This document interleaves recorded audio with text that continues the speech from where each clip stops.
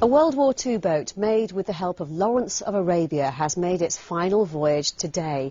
The Seaplane tender was used by the RAF to recover airmen and sailors in the 1930s and 40s. It was the first of a new generation of rescue boats that were faster and more effective. Kaya Lark joined it on the River Thames.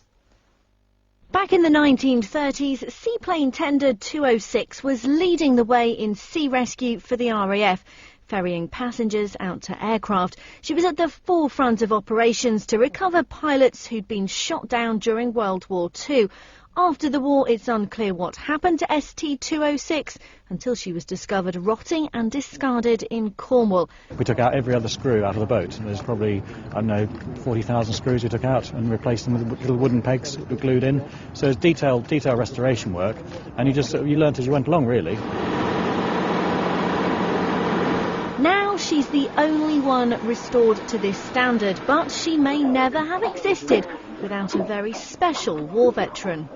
Sea Tender 206 has an impressive place in our history, not only having been involved in a number of sea rescues during World War II, but having originally been developed by no less than Lawrence of Arabia following his exploits in World War I.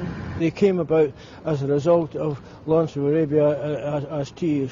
Shaw being on duty crew at Mountbatten. And during that particular night, an Irish seaplane crashed with a crew of 12 in it.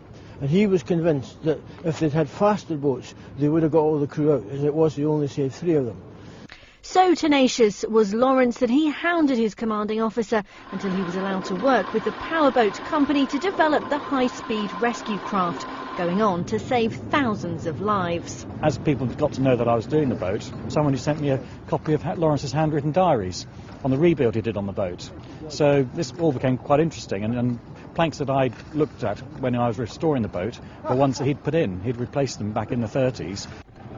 Now on her final journey, she spent 4 days sailing from Lymington to London to her final resting place at the RAF Museum in Hendon. Kaya Lark, Forces News on the River Thames.